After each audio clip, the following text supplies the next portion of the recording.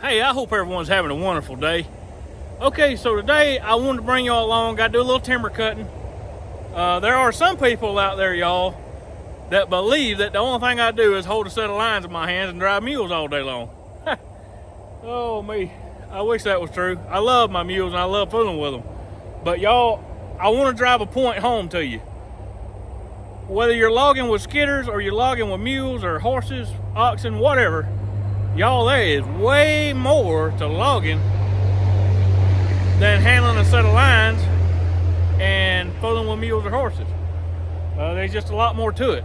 Now, I know the mules are a lot more fun, and everybody likes that, but this all stuff is part of it too. Monday and Tuesday, I spent all day trucking, got all of our loads hauled, got the deck cleaned up, and then yesterday, Wednesday, I greased the skid loader. It was real hot yesterday, and I was going to do a video, but I didn't figure y'all would, care too much for greasing the skid steer. So instead, I opted to wait because yesterday it was real hot. The skid steer needed a little maintenance, so I done some maintenance on it, and then I had to do some maintenance on the road coming in, where I had kind of watered it out with the truck a little. I wanted to fix it, get it smoothed back down to where it won't get worse. Problems like that, you want to address them quick and get them over with. And then I had to come in and cut this new road. Let me swing right around here where y'all can see it. See behind me here? Because we got to go right up in there and start cutting. So we had to cut us a road in with the saw to right here so we can use as a main skid road going back out. And we're going to have to cut a few back over in here, and we got a few back over in here. Now we got to be careful because y'all see that daylight out there. Right out there is the bean field, okay?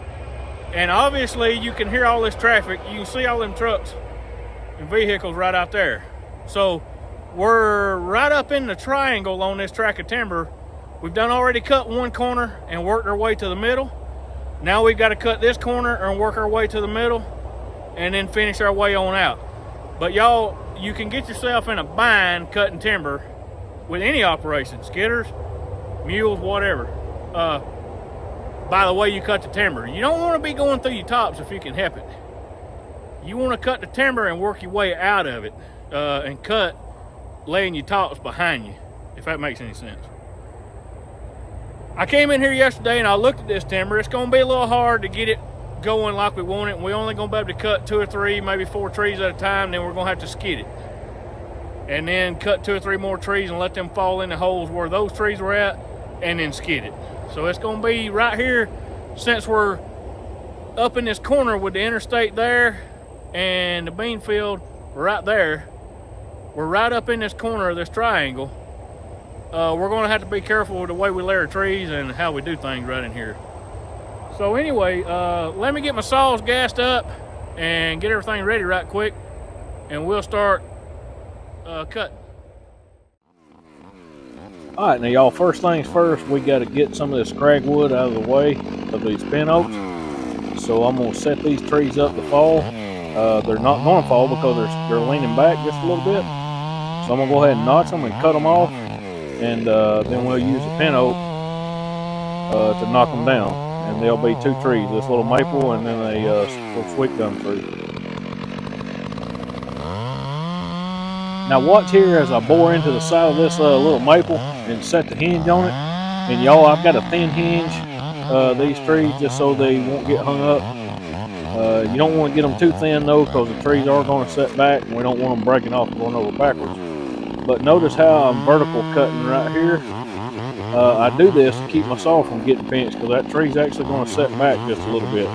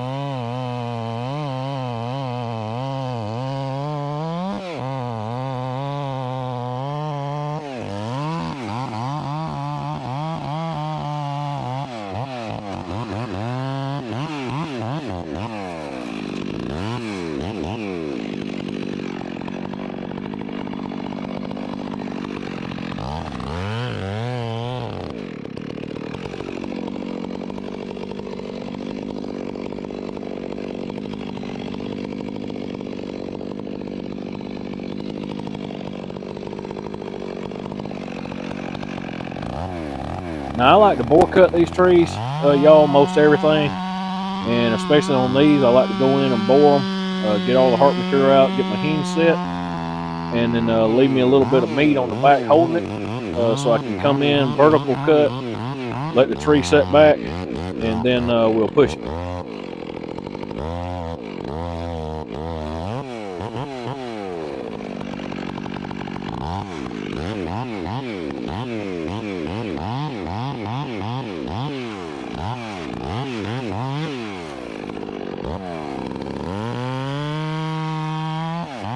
Now notice I'm also kind of pulling my saw backwards and forwards, kind of like a handsaw. And I'm not doing that to be funny, y'all. I'm doing that so I can feel if it starts getting tight.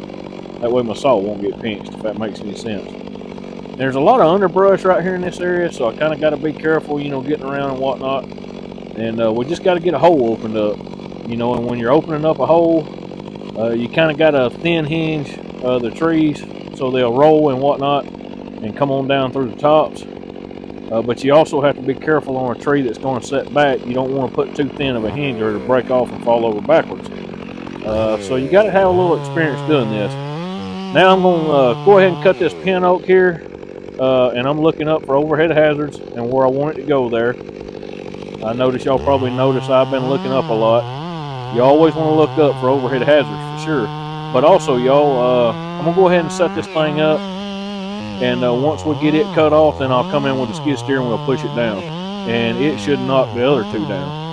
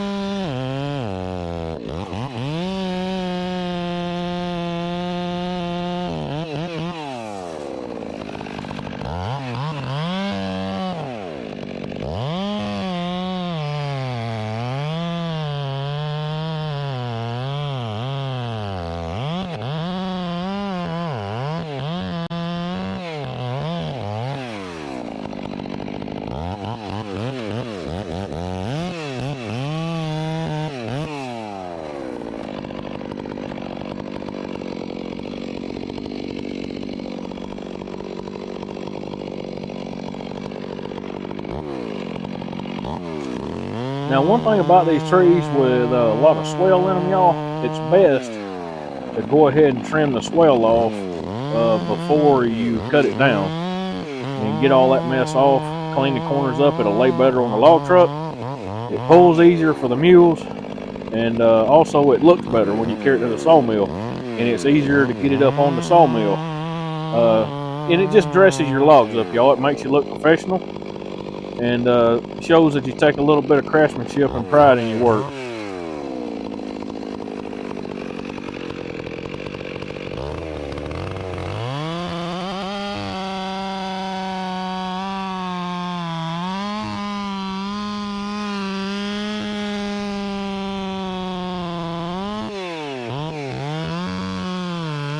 Now I want you to notice right here how I turn my saw more toward the front of the tree and bore out the front.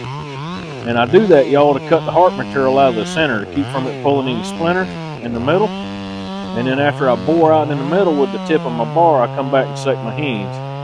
That takes a little practice doing, and you've got to know where your bar nose is on the end of your bar. If you don't, then it's best to just come in from the front and bore the heart out of the tree.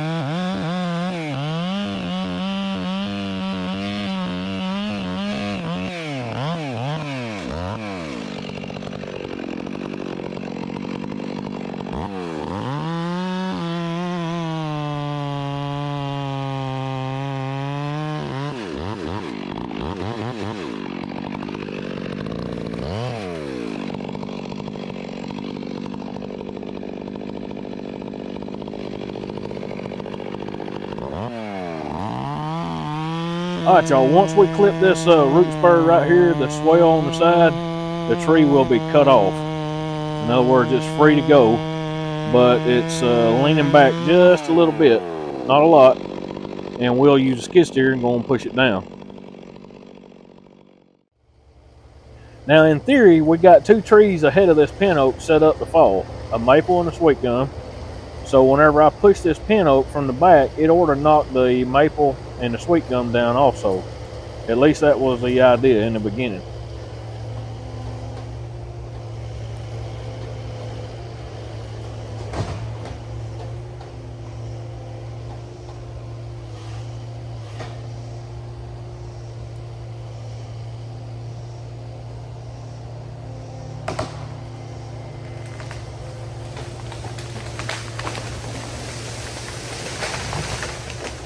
Alright, luckily everything went down like it was supposed to, and now we can keep moving with our timber cutting. And y'all, these trees like this that we cut in that landing zone for these bigger trees, a lot of it's just going to be used for scrag, but now that sweet gum we did cut there ahead of that pin oak, we'll get some ties out of it. But stuff like this right here, y'all, it's just scrag wood. We'll use it for pallet. And, you know, those bigger trees are going to crush them anyway, so if we don't get them out of the way, it's just going to make a mess anyway. And we're better off to use them for pallet wood if we can and get a little something for them anyway. Alright, this one right here, we'll go right down in there.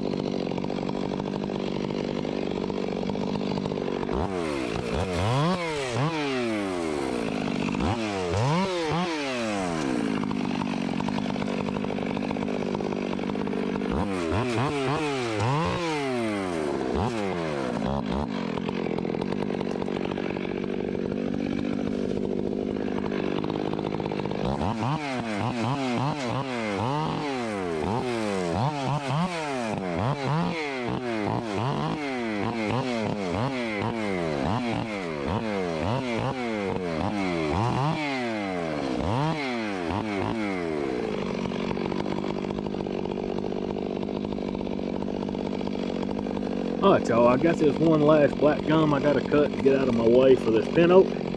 But I wanted to bring y'all along so you could see just how growed up it is in here, underbrush and whatnot. And I wanted to get an idea of what it's like getting around. And here in a minute, we're going to be out in the open, and it's a lot nicer, it's a lot cleaner. But I did want you to see that it's not always as easy as 1, 2, 3.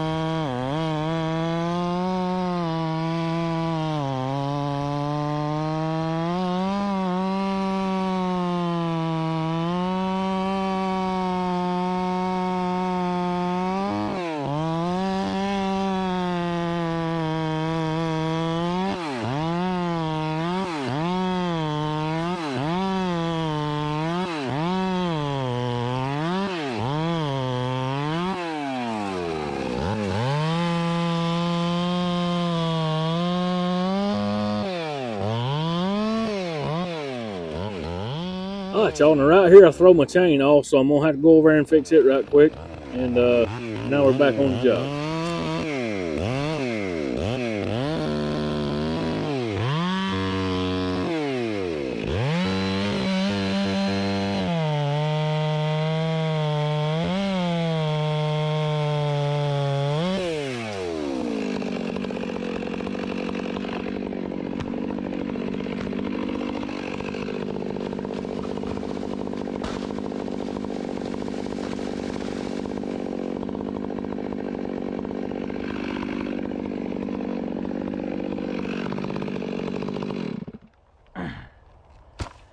Now, it didn't go right exactly where we wanted it, y'all, but it almost did. Look right there at that rotten spot. And we saw that inside the tree before we started. So that's why you do stuff like this out here in the open in the woods. It ain't gonna hurt nothing. In a residential setting, I would have never took that kind of chance. Anyway, though, we're still in pretty good shape. So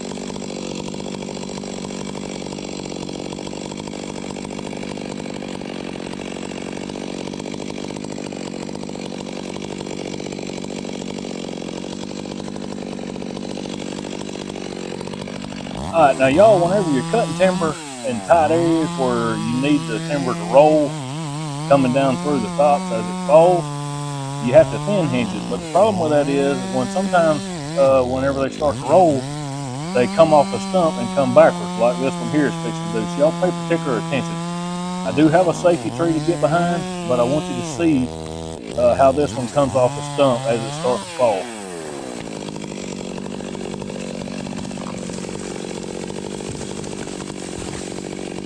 You see how it rolled as it came down, and then as it started rolling, it come off the stump?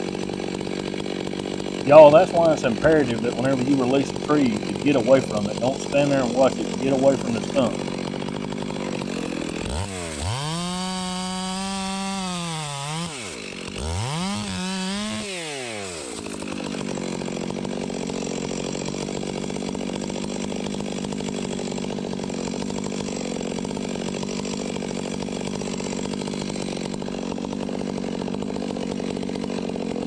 Now the next tree we're going to cut is that tree right to the left of my hard hat there, that sycamore, but we've got to get some of these saplings out of the way.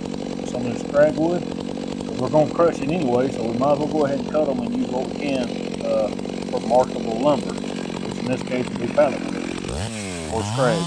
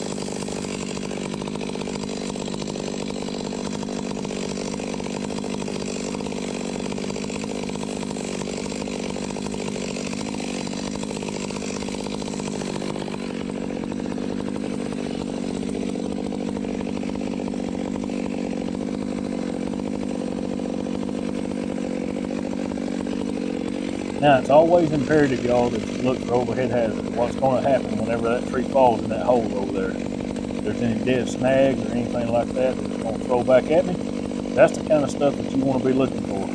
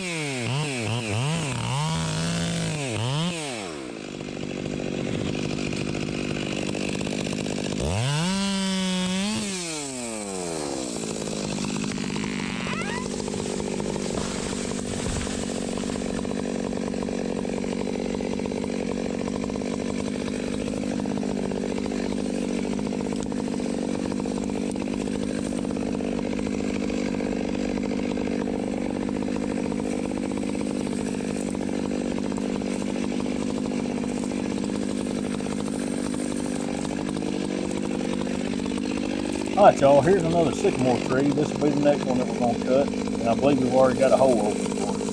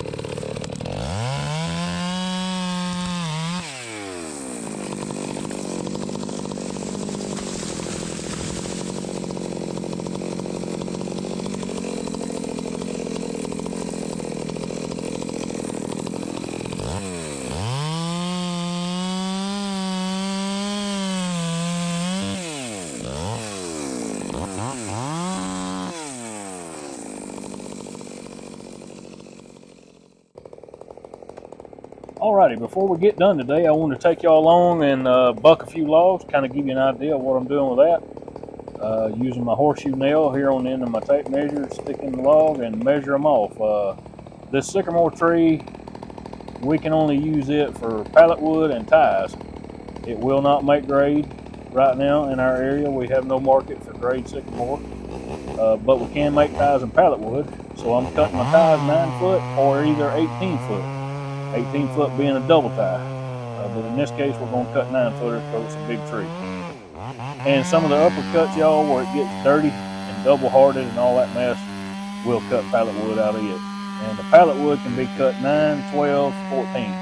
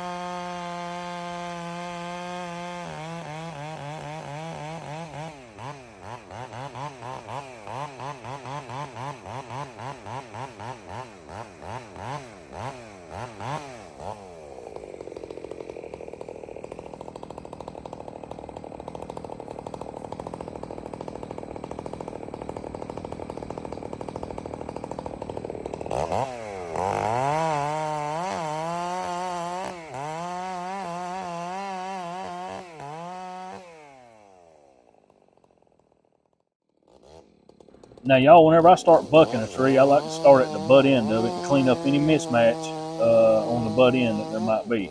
Clean that butt up real nice and pretty, and then measure from there.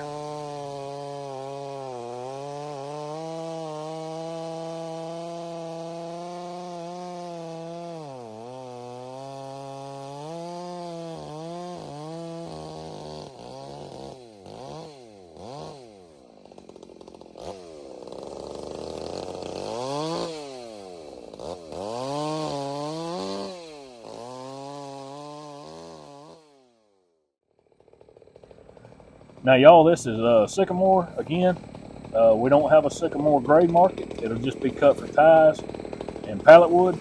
So we're cutting ties out of the bottom end and pallet out of the upper stuff. Now on the pin oaks, we have a grade market for that, and we can cut them as long as we can stand it as far as being able to handle it. 12s and 14s are real nice, and then every once in a while we'll cut a 16 when when we can.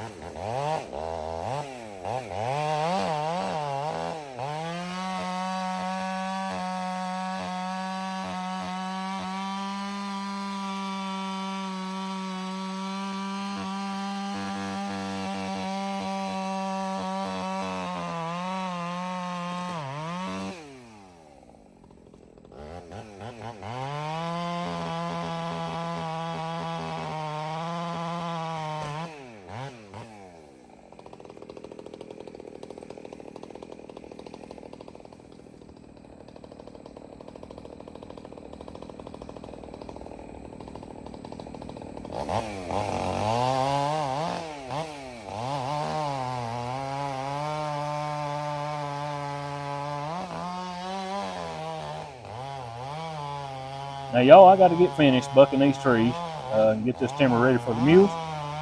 So I'm going to leave my email up here on the screen. If any of you need to get up with me, just email me. Be glad to talk to you. Glad to hear from you. And as always, y'all, I'll be praying for each and every one of you, I promise. Y'all take care. Have a good one, and I'll see you next time.